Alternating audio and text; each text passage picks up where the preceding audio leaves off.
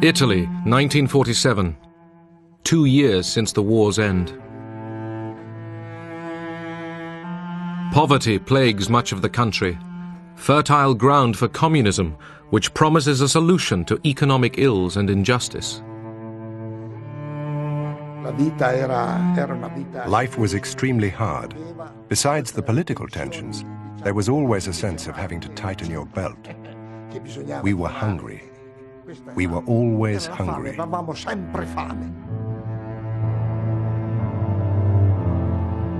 As membership of the Communist Party reaches 2 million, America fears that Italy and Western Europe could fall to communism. The seeds of totalitarian regimes are nurtured by misery and war. They spread and grow in the evil soil of poverty and strife. They reach their full growth when the hope of a people for a better life has died. We must keep that hope alive.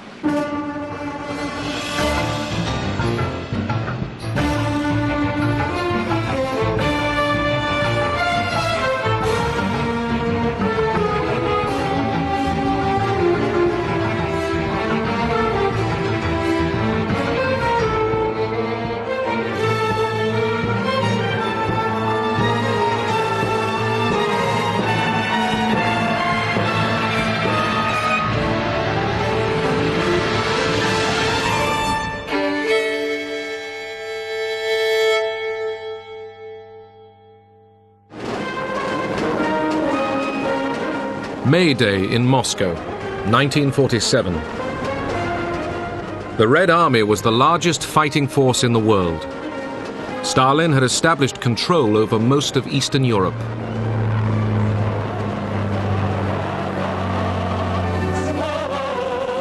The Soviet Union offered an alternative model for society: public ownership and a centrally planned economy, in contrast to the Western belief in a mixed economy and free trade.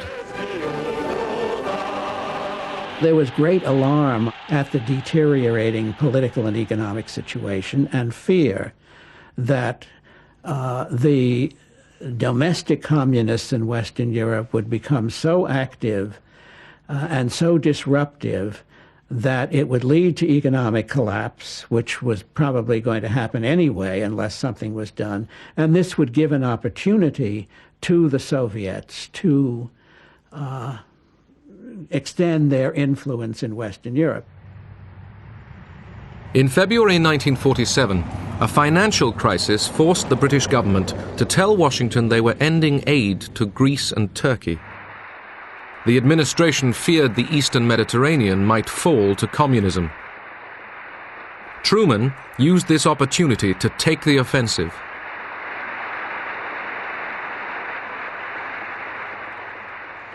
The free peoples of the world look to us for support in maintaining their freedoms.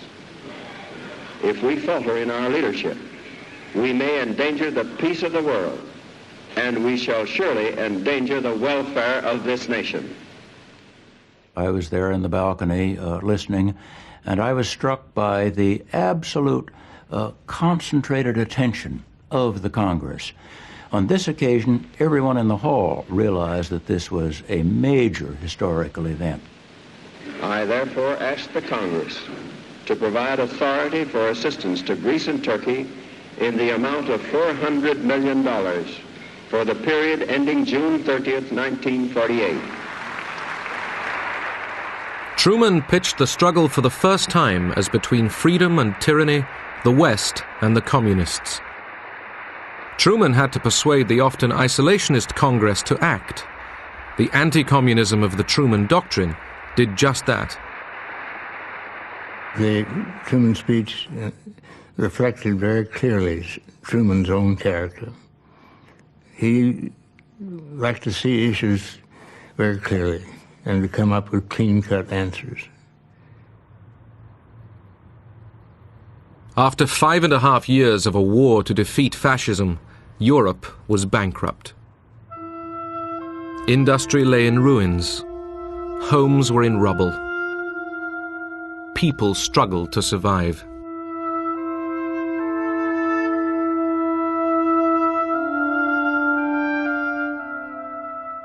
The Communist Party, which had fought fascism, attracted new recruits. The appeal of communism to young people and to students was that of a hope that it was possible to create a classless society. Many people believed that communism was going to create a better world, better than the one that existed before the war. This was the only party that you could join if you wanted to change the world. The man called on by Truman to face the communist threat was the newly appointed Secretary of State, General Marshall, the wartime military leader. He would plan the United States response. Marshall was an extraordinary man. I've never known anyone like him. He, in many respects, was a very austere, unapproachable man. He never allowed anyone to call him George Marshall, including the president. When the president asked him if he should, he said, no, General Marshall will do. He exuded leadership and character. In March, Marshall met Soviet Foreign Minister Molotov at a meeting in Moscow. Britain and France were there too. The Big Four tried to agree on the future of Germany. Despite warm Russian hospitality, weeks of meetings got nowhere. Marshall made one last effort.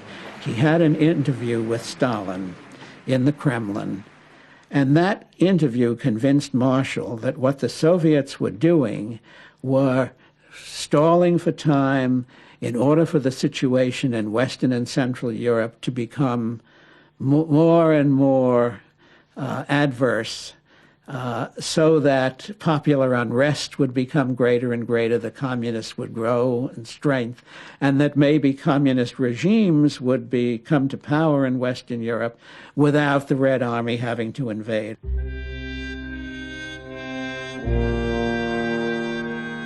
At the heart of Europe's problems lay the question of a defeated Germany.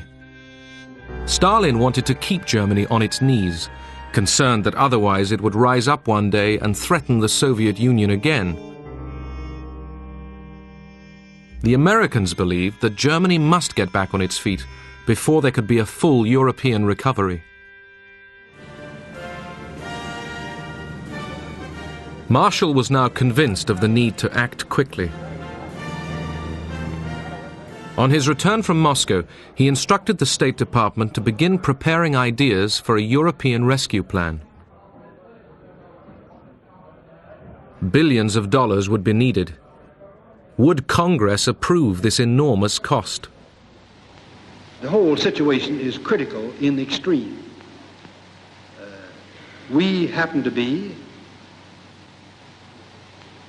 very fortunately for ourselves, the strongest nation in the world today, certainly economically.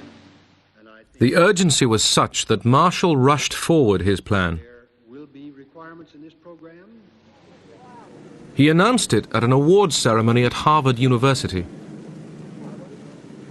There were no film cameras present. Marshall proposed aid to Europe on a vast scale and invited the Europeans to respond. Ernest Bevin, the British Foreign Secretary, immediately realized the importance of Marshall's speech. He had always wanted to involve the Americans in European reconstruction.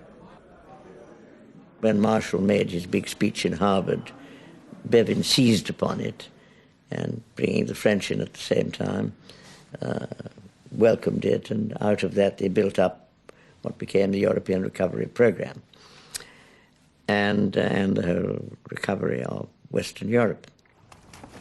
The Soviet economy also desperately needed investment to make up for the ravages of 4 years of war on Russian soil. In theory, the Marshall Plan was open to both East and West, but would Stalin participate? Stalin was always suspicious, and he wasn't keen on it from the very start. He said, "Just you watch it. The situation is quite different from the wartime Lend-Lease American assistance to us. With the Truman Doctrine in place as well, they don't really want to help us. They just want to tear the people's democracies away from our sphere of influence, to win them over, to infiltrate them, to pull them away from the Soviet Union."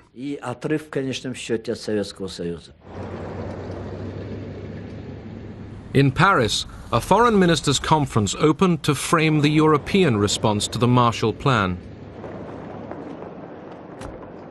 Despite Stalin's caution, Molotov and a large Soviet delegation turned up at the conference table. Molotov listened to all the reports and proposals, although he felt it was clearly not that straightforward, that the aid would be tied up with certain conditions. Throughout the Cold War, spies were used by both sides. At this critical point, spies in London were passing their Soviet controllers document after document. Dozens. I mean, all the diplomatic going in and out from the Foreign Office, we had access to everything. After 6 days of meetings in Paris, Soviet intelligence gave Stalin new information about the Marshall Plan. Our intelligence service knew everything.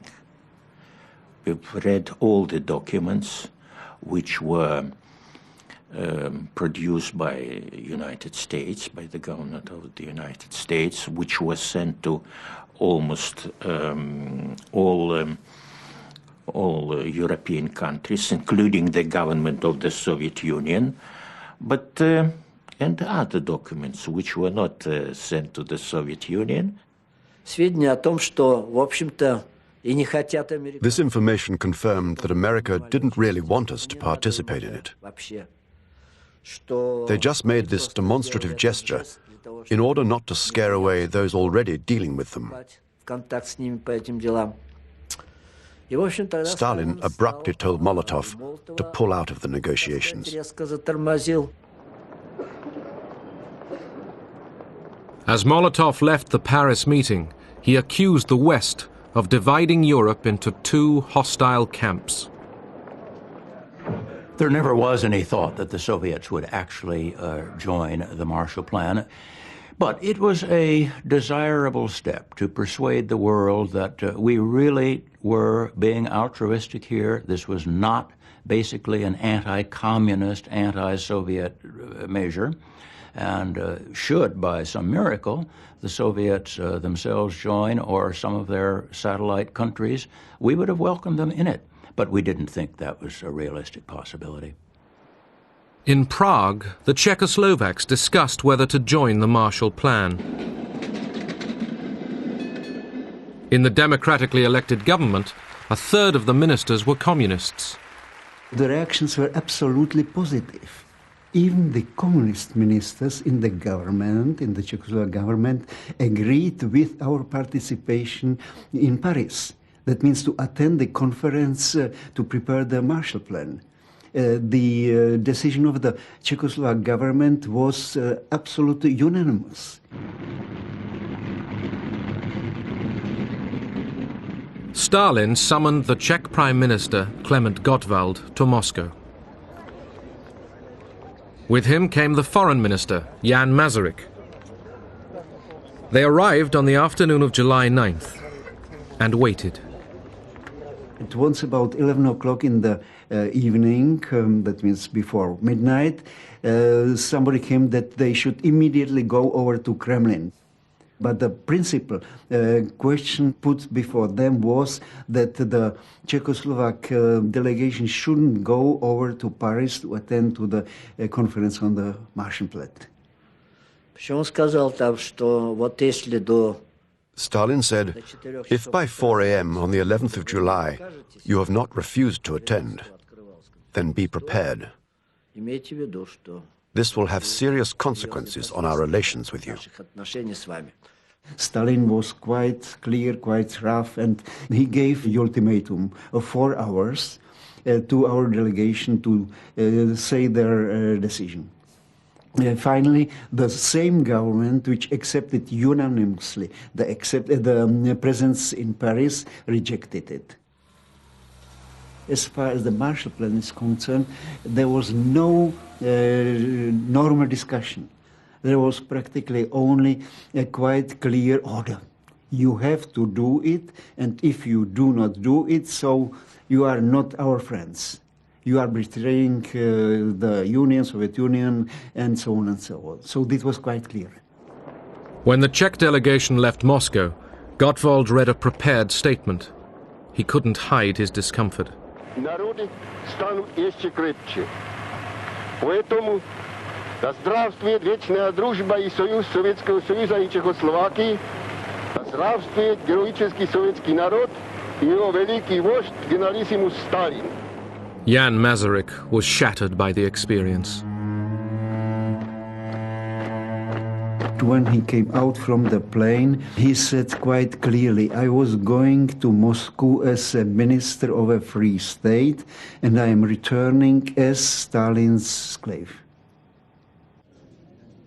In September 1947, 16 European nations signed up for the Marshall Plan and requested $20 billion of aid. The Western alliance began to take shape. The battle lines of the Cold War were being drawn. The primary purpose was compassionate, goodwill, the notion that our former allies needed to have the help of the United States. План Маршалла Советским Союзом расценивался. The policy of the Marshall Plan was seen in the Soviet Union as the Americans wanting to impose their influence over the countries to which they gave Marshall aid. The Soviet Union could not accept that, believing it to be an aggressive act on behalf of the Americans.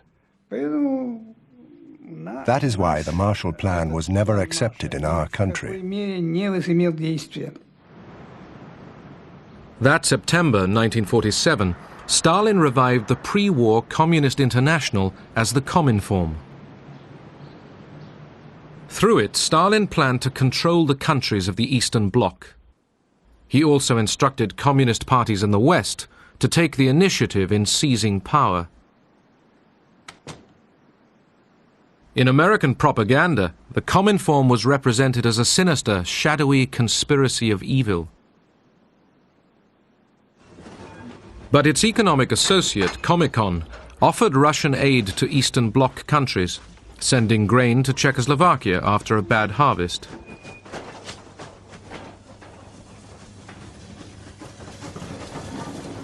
Both Cominform and Comecon were a direct response to the Marshall Plan. On the one hand, the Cominform would follow the political, ideological line the Soviet Union wanted to adopt in the socialist countries. On the other hand, the aim of Comecon was to provide economic assistance in order to prevent these countries from being torn from our sphere of influence. February 1948, the Communists reach for power in Czechoslovakia. Workers' militias go on the march. Non-communists are arrested. Action committees take over the police and the labor unions. President Beneš capitulates. The red flag flies in the center of Prague. In just 5 days, the communists took over Czechoslovakia's government. Stalin's rule was imposed on the Czechs.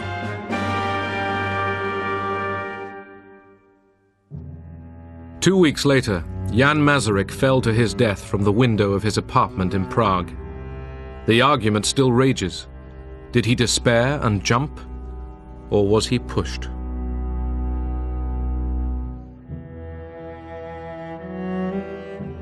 Masaryk was the son of Thomas Masaryk, the founder of the Czech state. His funeral symbolized the end of a free Czechoslovakia. After the death of the minister, and there were really tens of thousands of people who were coming to say farewell to the minister, the last farewell. They were crying and flowers and so on and so on. But the general persuasion was that there was really the end. We felt it like that, unfortunately. The communist takeover in Prague shocked Washington. There, the case for martial aid was still being argued before a partly isolationist Congress. The Soviet Union and its agents have destroyed the independence and democratic character of a whole series of nations in Eastern and Central Europe. It is this ruthless course of action and the clear design to extend it to the remaining free nations of Europe that have brought about the critical situation in Europe today. It was touch and go when both houses of Congress were finally considering the legislation. Then the Czech coup occurred, and that was the final straw, because even the isolationists, or most of them, could see that the Russians were advancing westward with the takeover in Czechoslovakia and so on. So it helped very importantly to pass the legislation. On April 3, 1948, Congress approved $5 billion of martial aid. The Marshall Plan was born from the need to feed the hungry and to prevent communism spreading over Europe.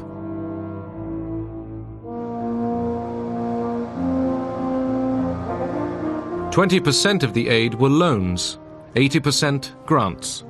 The first shipments were foods and fertilizers. Next, machines to improve agricultural efficiency. In the 4 years of the plan, the Marshall Agency spent $13.5 billion in 16 countries. Fewer people spent more money in that agency than ever before or since in the United States government. It was an extraordinary performance. Europe's purchase of American goods and machinery redirected many Marshall Aid dollars back into American industry, fueling a post-war boom. Most people I knew felt that the generosity of Americans was a self-serving one, in the sense that they thought of Europe as an outlet for their goods, as a market to export stuff, and we thought that we could see that in the types of things that they wanted us to buy with the money that they lent us. One of the countries most in need of help was Greece, devastated by the Nazi occupation and years of civil war. In the north, government troops still hunted out communist guerrillas. Greece, of course, emerged from the war in a terrible state.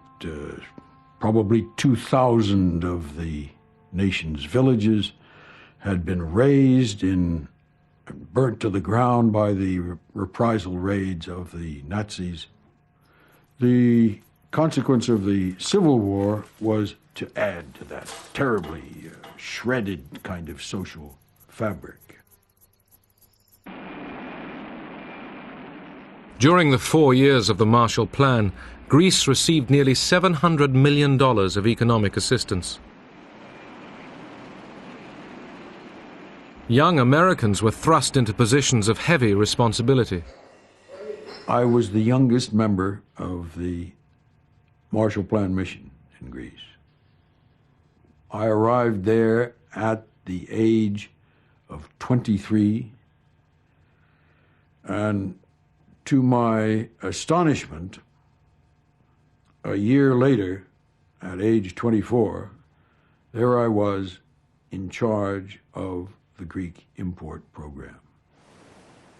The range of projects which we engaged in were all over the map and all over every single sector of the economy.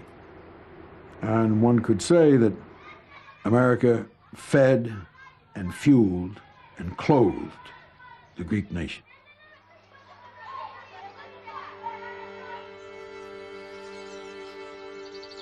In the hill villages of northern Greece emerging from civil war, the Marshall planners came up with a scheme to meet a local need. During the war and during the Civil War, one of the major elements destroyed was the farm draft animal. One of the decisions was to import that which we were accustomed to, which was the Missouri mule. And the Missouri mule is not only cantankerous, he's big.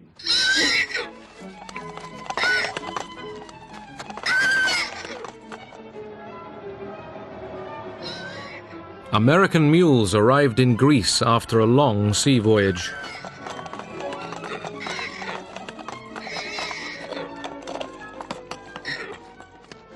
The village leaders informed us about the mules. We went down to the cooperative in Xanthi, and that's where they gave us the mules. The farmers drew lots. You took a piece of paper with the number of the mule written on it. Then you went to the overseer. He looked at your paper and gave the mule with that number to you. And then he said, "Take it."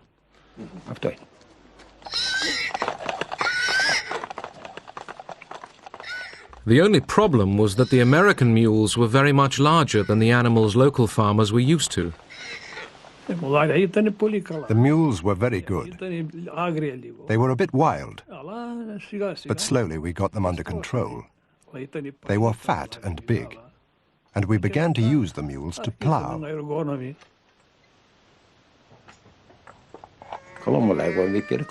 They were very good. They gave me a superb mule, and we started to plough.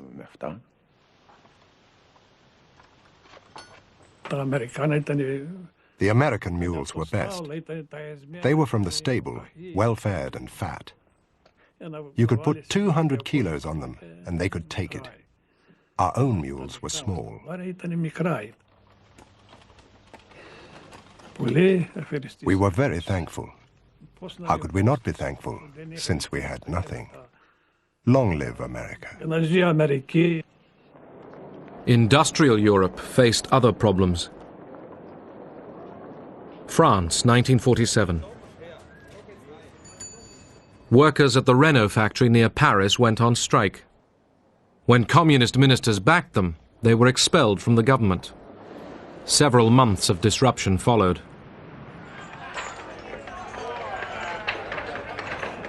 Strikes spread. In the fall, 3 million workers took to the streets.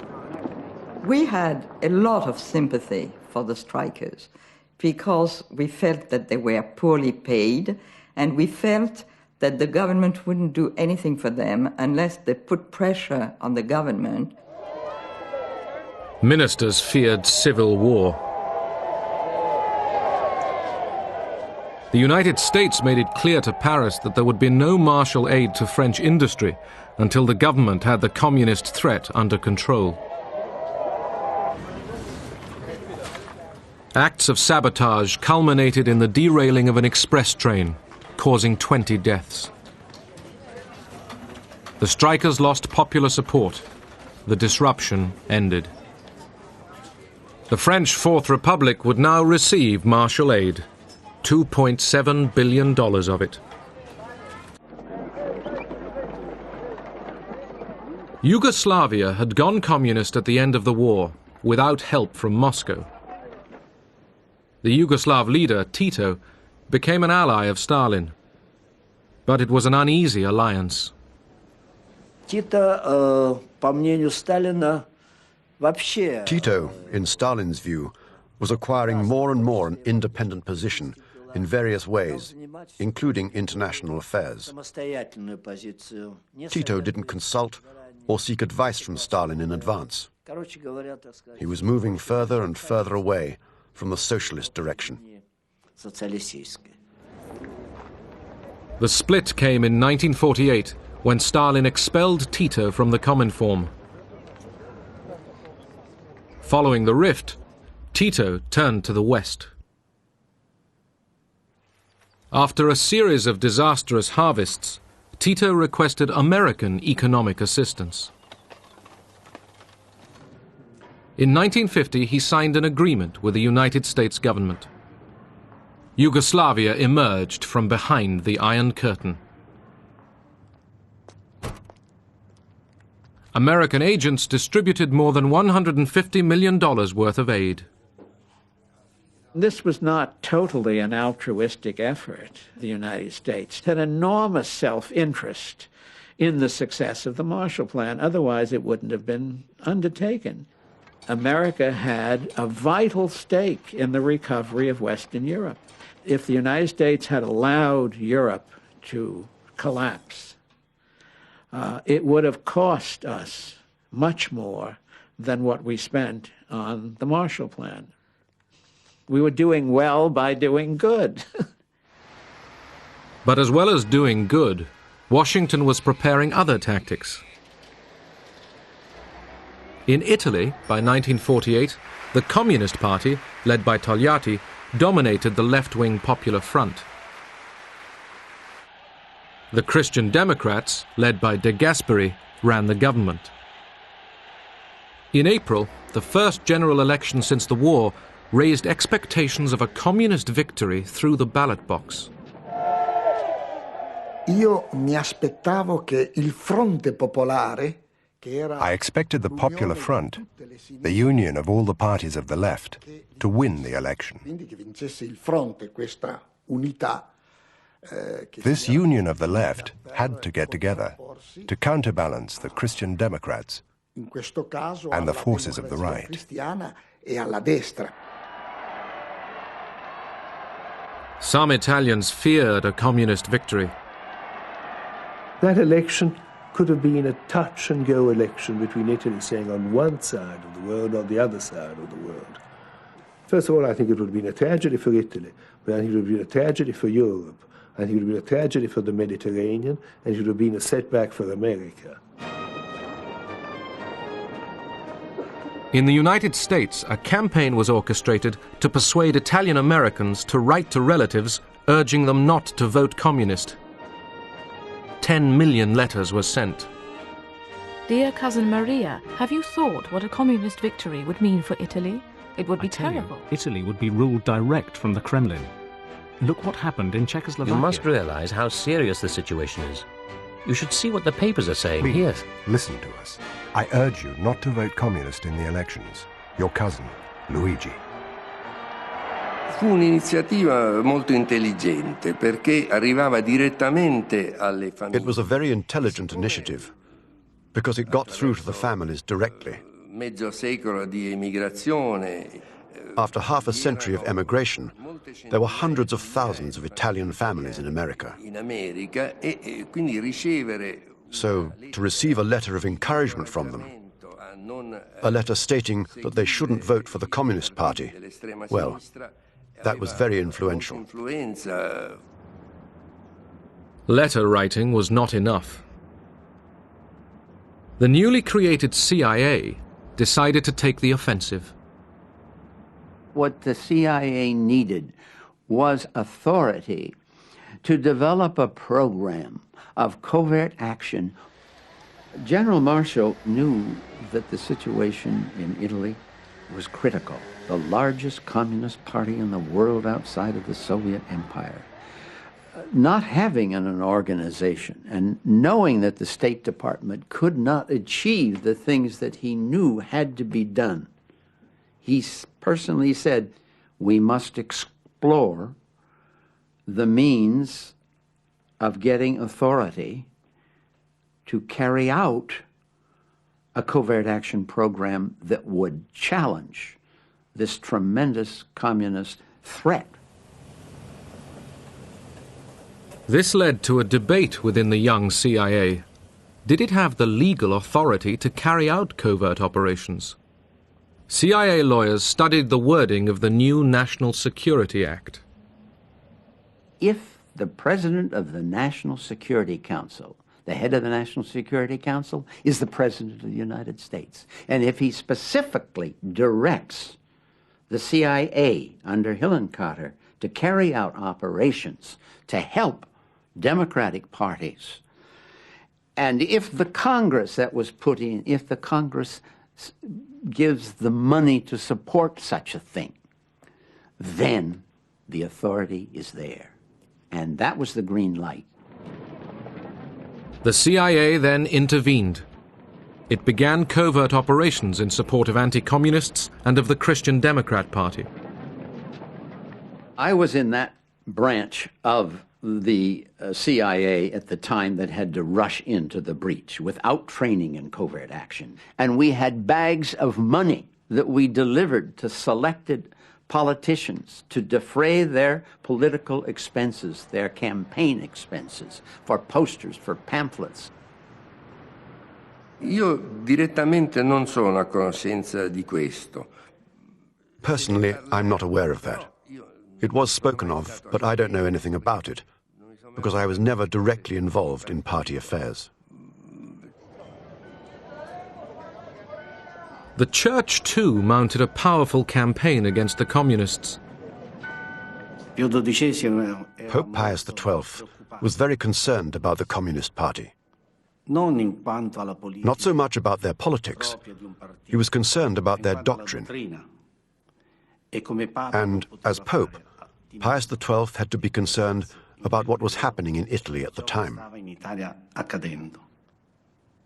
A network of election committees was created. They worked in close parallel to the organization of the Catholic Church. I can say that all the parties envied our electoral structure, and especially the creation of election posters.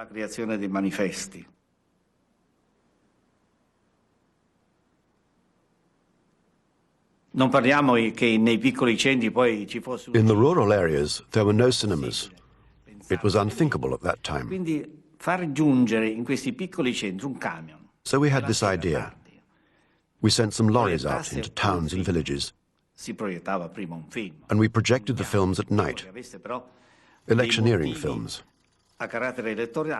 When we showed those films, everybody used to rush to the squares where the films were projected. They were always very crowded.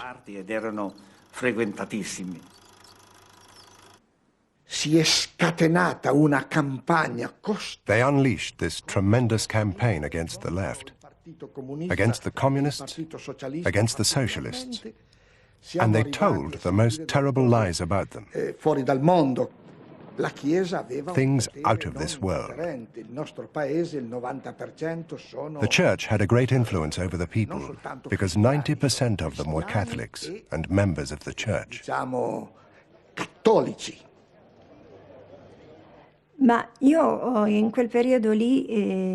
that particular time, I was a practicing Catholic. I was extremely rigorous about attending Mass. I never missed it. One Sunday I went to Mass, and the priest was preaching from the pulpit. And he said one sentence which struck me very deeply at the time. I still remember it. He said that the war against the communists was a holy war.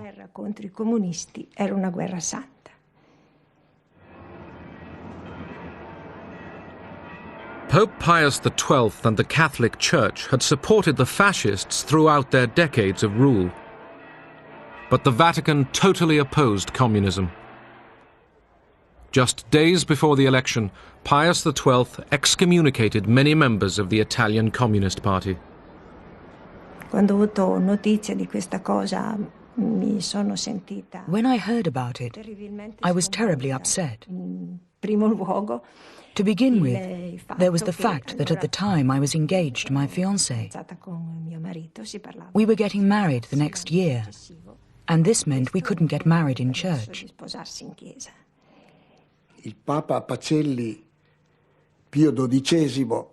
Pope Pius XII excommunicated us. communists and the friends of communists. Gli amici dei comunisti. Not being able to marry in church meant I couldn't wear a white dress and have all the flowers, have the music playing. My uncle, who had been like a father to me when I was a child, couldn't even take me to the altar. Not to mention that as a Catholic, I very much believed that my marriage had to be blessed by the priest, who represented Christ on earth. And this was what I believed in. You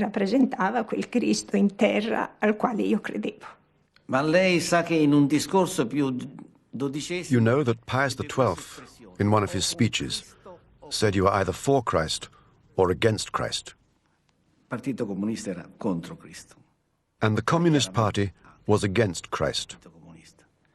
They were clearly atheists. So, it was a duty of the Pope and of the Church to protect their people. So there was no other protection on the part of the Church but to organize all the Christian movements to oppose the Communist Party. On April 18, 1948, Italy went to the polls. The Christian Democrats won a landslide victory. Italy would remain a member of the Western Alliance. The Communist share of the vote was almost halved. Ho pianto moltissimo. I cried so much. Perché we'd worked so hard to win this battle. It had been such an effort. I remember crying and crying and crying. La vittoria fu superiore a quello che... The victory was even greater than we had expected. It was the only time when we, on our own as Christian Democrats, had an absolute majority in Parliament.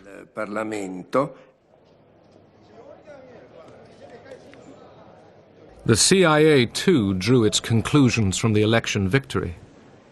Well, it was very gratifying. We didn't know at that time that we had carried out the first political action, covert political action program in the history of American intelligence that would be followed by many, many, many more.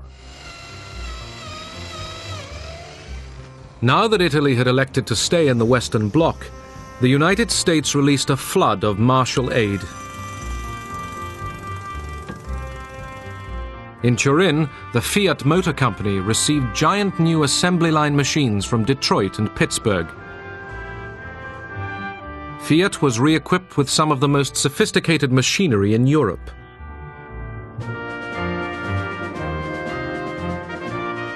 Fiat's recovery would fuel the revival of Italian industry.